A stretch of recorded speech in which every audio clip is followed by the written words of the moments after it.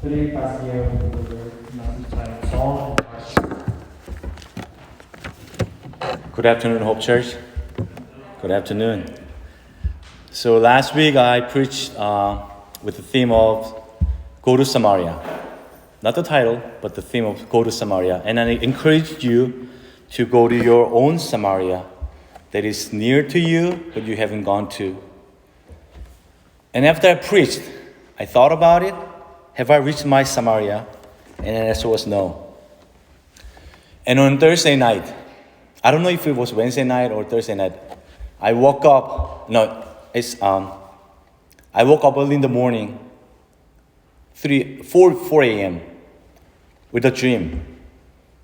In the dream, my friend in Baltimore appeared, and he said he was going to approach to his middle school friend with the gospel. He said it to me that he was going to. And my son, Ijun, kicked me and I woke up. Right at that moment, I couldn't finish the dream. And I tried to figure out what the dream meant. And then I thought about it. I normally quickly go back to sleep when I wake up.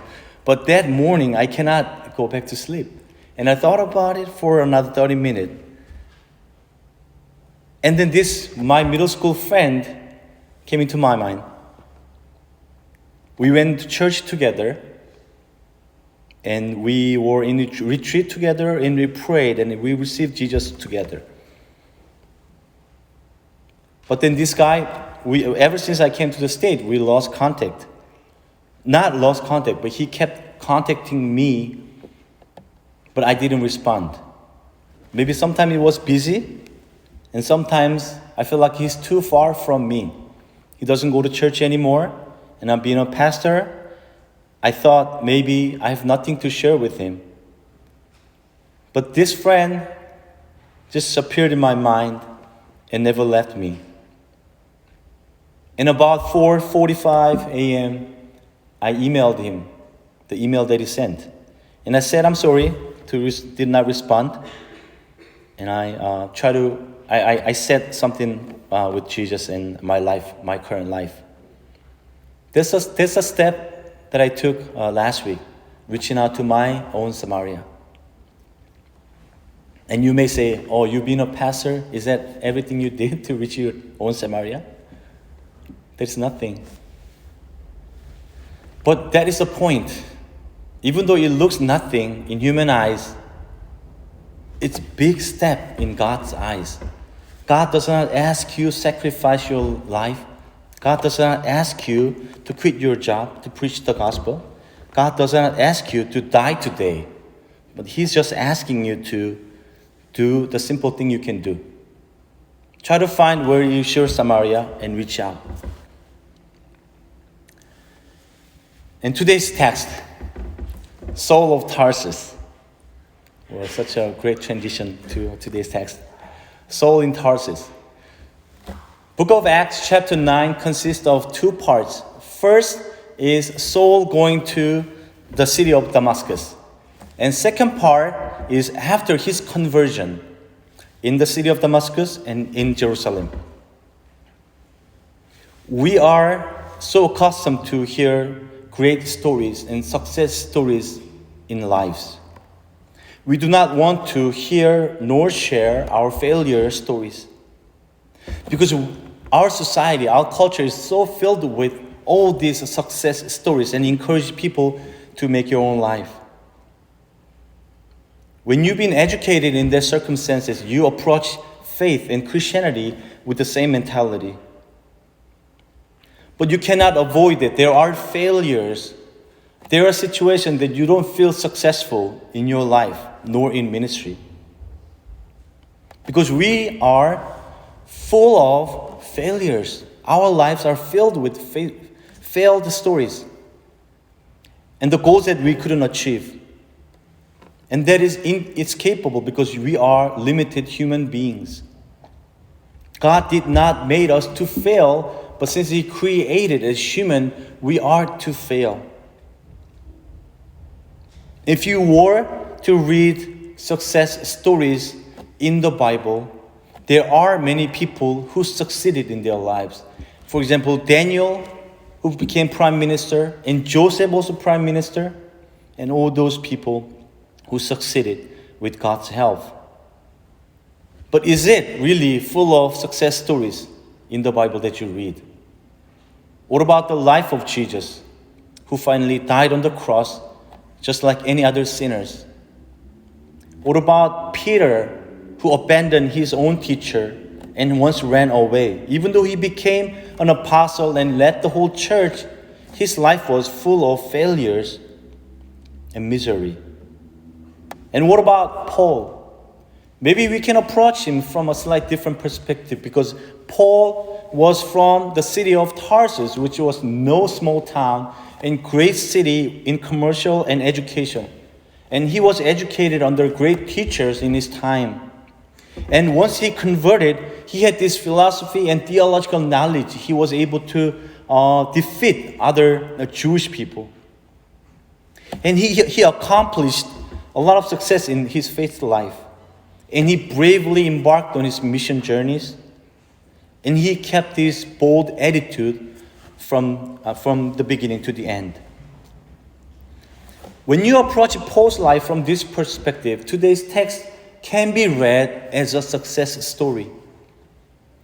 Who went on to the city of Damascus and proclaimed the gospel. Right the next day you became Christian. And no one can defeat you in conversation.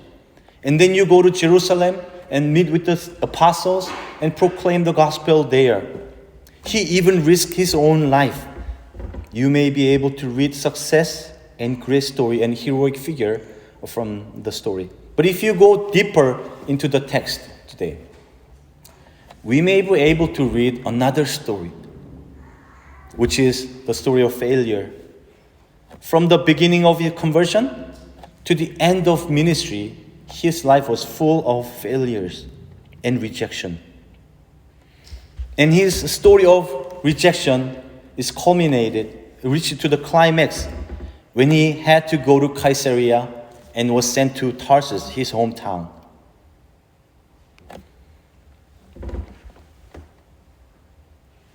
Like I said, first half of chapter 9 was about Saul meeting Jesus on his way to Damascus. So simply speaking, Saul was very passionate and eager Jewish people, and he was a Pharisee. He was a leader figure among Israel people. He was raised in Tarsus in region of Cilicia, and he was educated by great teachers and was a great Jew. In chapter 21, verse 39 in book of Acts, he said, "I am a Jew from Tarsus in Cilicia, a citizen of no ordinary city." Everyone knew that Tarsus was a great city. If you said, "I'm from Tarsus," they may acknowledge you. You must be educated under great teachers. And Saul was passionate in persecuting Christians. He was standing when Stephen was dead. And he went to the priest and asked for the permission to get Christians in all of the place. The letter he got from the high priest is that permitting him to go into any synagogues and grab those Christians and bring them back to Jerusalem. And chapter 9, verse 1 symbolically describes his passion toward these Christians, persecuting Christians. It says, Saul was breathing out murderous threats against the Lord's disciples. Imagine this person was riding on a horse and breathing out these murderous threats to the Christians. He was full of passion, from his perspective, serving the Lord, but persecuting Christians. And he was on his way to Damascus. And on the way, he saw the light and heard a voice, and he fell down. And he went into the city of Damascus. He converted. Being blind, he prayed 3 days fasting. And he heard that a man named Ananias will come to him, laid hand on him. And this person, Ananias, will tell Saul what to do later. And he waited and waited. And once he converted to Christianity, right next day, he went out and proclaimed the gospel that Jesus is the Lord Messiah. Imagine a week ago, he was coming to Damascus with this murderous threat to persecuting Christians, now converted to Christianity and proclaimed. It was so difficult to digest from the Christians in Damascus. They cannot trust him. And then Ananias, who laid hand on him, he helped Paul introduce to other Christians. Therefore, so I use Paul and Saul interchangeably. Saul was able to go out and proclaim.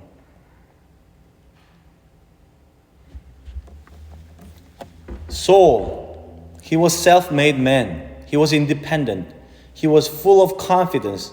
But now he relied on this one person's generosity, Ananias.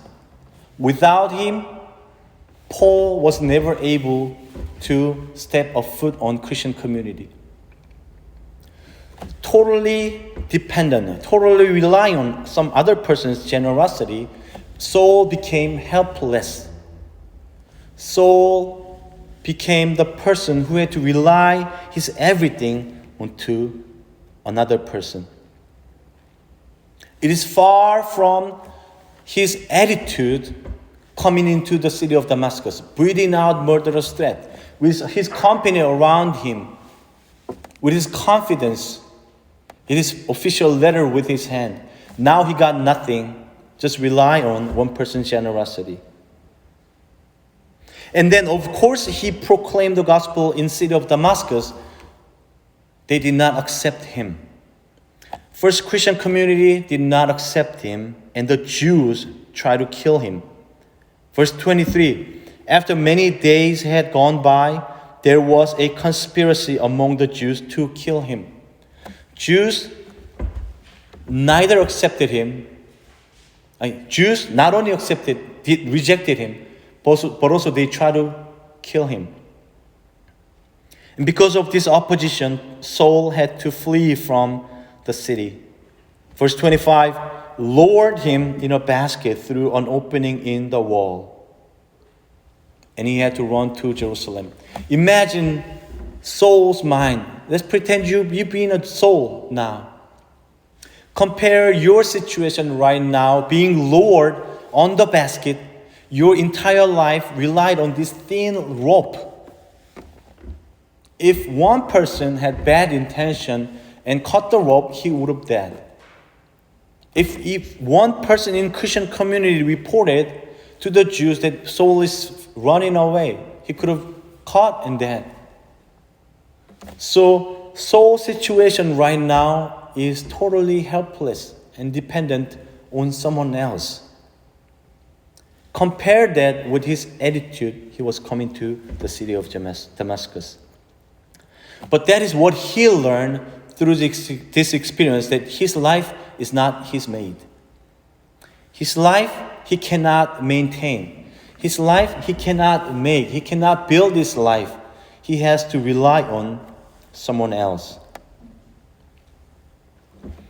And next thing he did was to run to Jerusalem, because he was hoping that he could meet those apostles who first met Jesus and share with them his experience.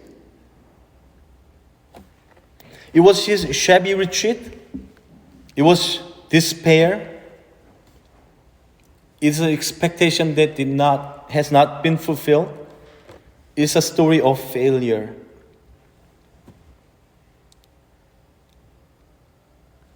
So if you summarize his story in the city of Damascus, first stage was triumphal entry of the Damascus. Even though he did not enter into the city of Damascus, he was triumphant. He was victorious. But second stage, he fell off. And third stage was assistance of other people when he was helpless. And fourth stage was evangelism. And fifth stage, retreat from his ministry. If you experience this kind of failure in your ministry or in your life, your study, your work, you would not want to repeat the same pattern again in your life. When you fail once, you want success the next time. Paul must have felt the same way as he was leaving Damascus. He must have expected something better in Jerusalem, because if he meet these apostles, they can vouch for him, and he can proclaim the gospel in Jerusalem boldly. But we again see the same pattern repeating here. Triumphal entry, rejection, and helplessness, evangelism, and retreat again. First, he went to Jerusalem with this hope, but he was rejected by the Jews and the Hellenistic Jews and Christian community. Verse 26, when he came to Jerusalem, he tried to join the disciples, but they were all afraid of him, not believing that he really was a disciple. They were afraid. The same pattern began. They did not receive him. But in this helpless situation, another person came in and helped him. This time, Barnabas. This Barnabas was respected by Christian community, and he stood for Saul and said this person's testimony is genuine. And through him, only through him, Saul was able to step a foot in his Christian community in Jerusalem. Maybe things got a little better because the situation turned out better in Jerusalem. He was able to speak boldly in the name of the Lord. But again, same rejection arose from Hellenistic Jews. And they also tried to kill him. Paul never wanted to retreat again, but his friends made him to go to Caesarea. That Saul never expected as he was entering into Jerusalem. Verse 30, but they tried to kill him. They took him down to Caesarea and sent him off to Tarsus. So first Caesarea and finally sent him to Tarsus, his hometown. Once he was sent to Tarsus, he never appeared in the scene of Christianity until chapter 11, when Barnabas picks him up again, when Barnabas visited Tarsus. So from the end of chapter 9 until chapter 11, Saul is not appearing in the scene. So if you were Saul, you would not describe your life in this period of time as a successful person, as a victorious person, as a hero. Saul is more like a loser, the one who was rejected by both parties, both Jews and Christians.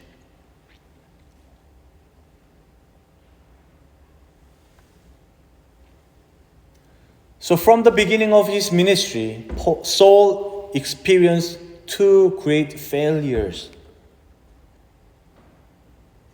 Has it gotten any better at the end of his ministry? Saul sees same pattern repeating again in chapter 24. When all the Jews caught him and tried to kill him, he was sent to Caesarea again, the port city, and he was sent to Rome. We may imagine his travel to Rome as a glorious journey of evangelism, but Saul could not describe his journey as glorious, because he was just being a prisoner and going to Rome, and he will be executed. So from the beginning of his life, his ministry, to the end of his ministry, his life was filled with the failures.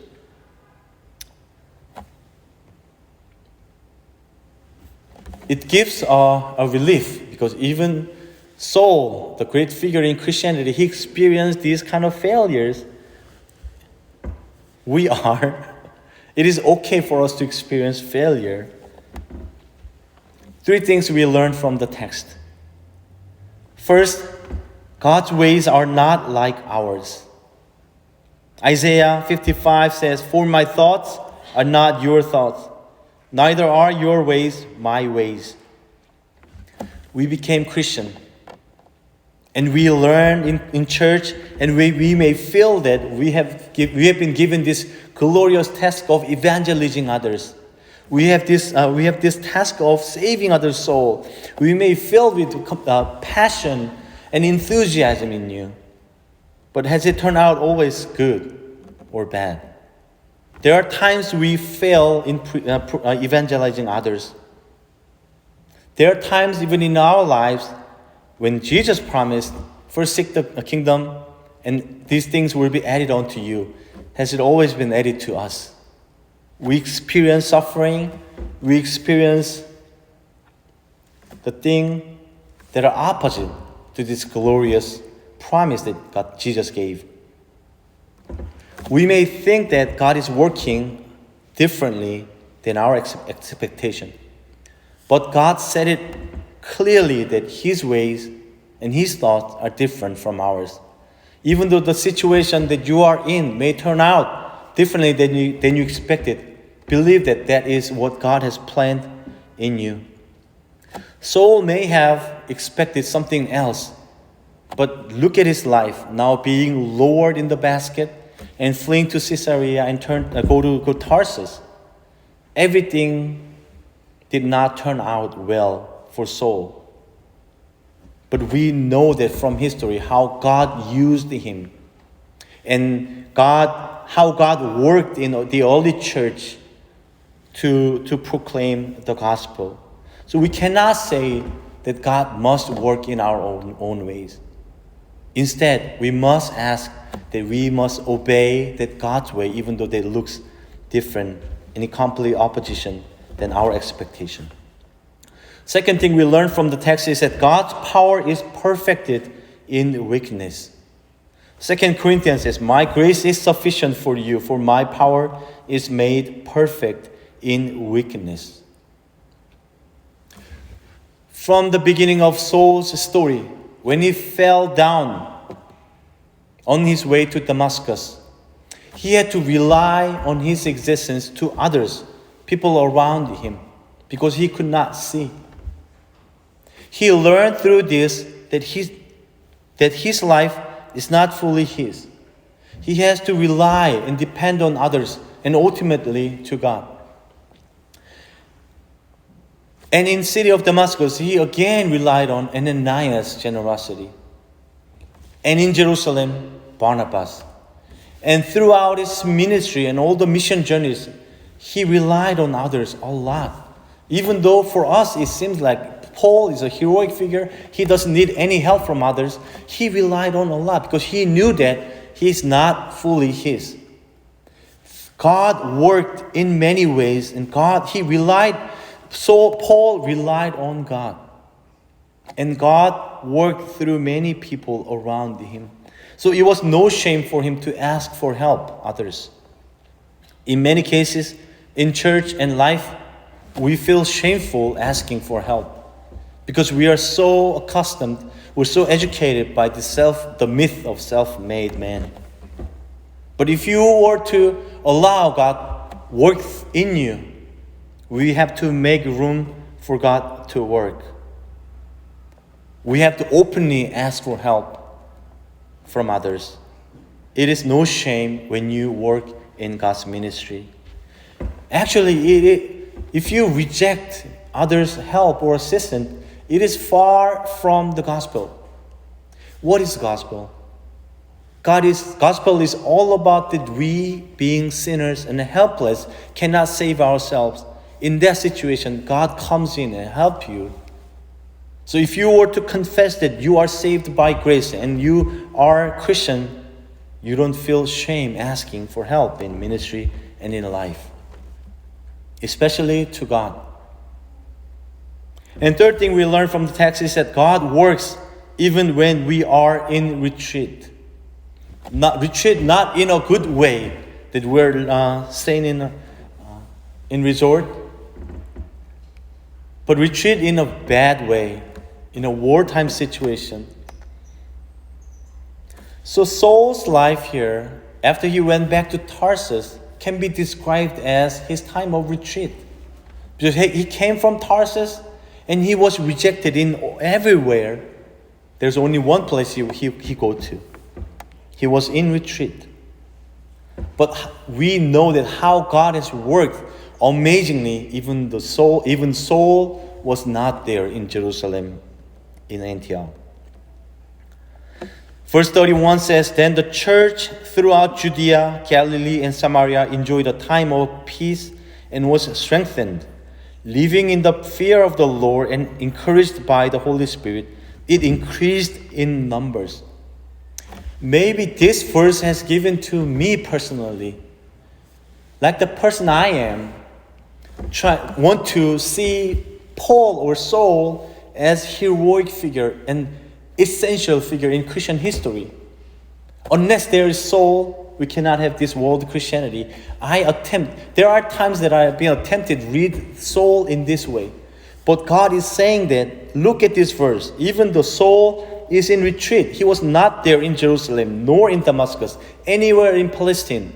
But how God worked in this region amazingly without Saul's help. So we cannot say that I am necessary in this ministry. If I'm not here, God cannot work. We cannot say that. We have to have this humble mind. God is using me temporarily in this ministry, but I'm open to go wherever as God says so. God works even when we are in retreat. This doesn't mean to encourage you to step down on your ministry, but it encourages you when you feel burdened, when you feel despair, when you feel the failure. It is okay to take rest, but rest in God. Is it a rest? Same meaning with rest in peace in English. So I don't mean to die, rest in God, but you take true rest in God.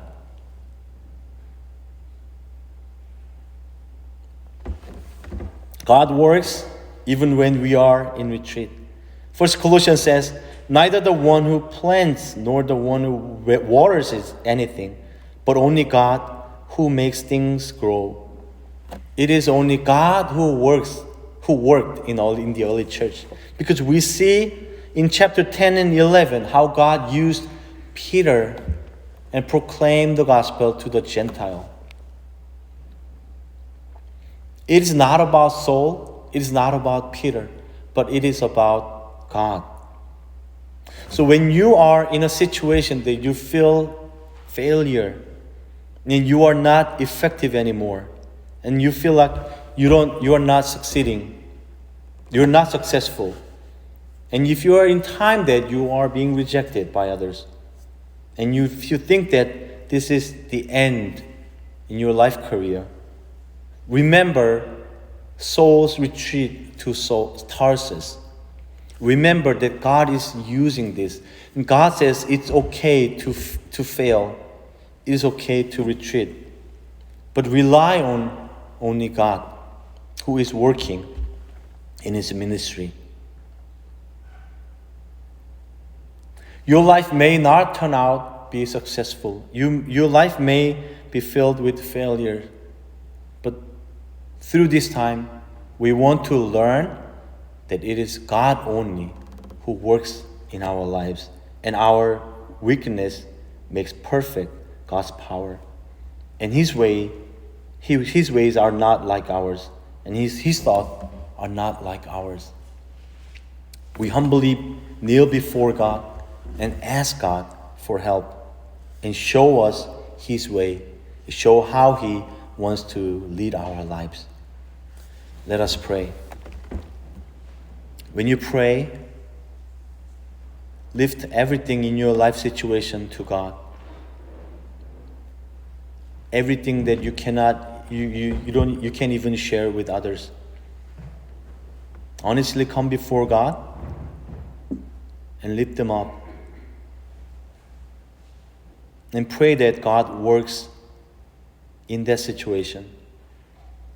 And pray that God will show you His plan and His ways.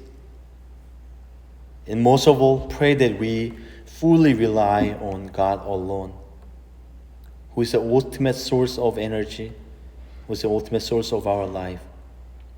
Let us pray.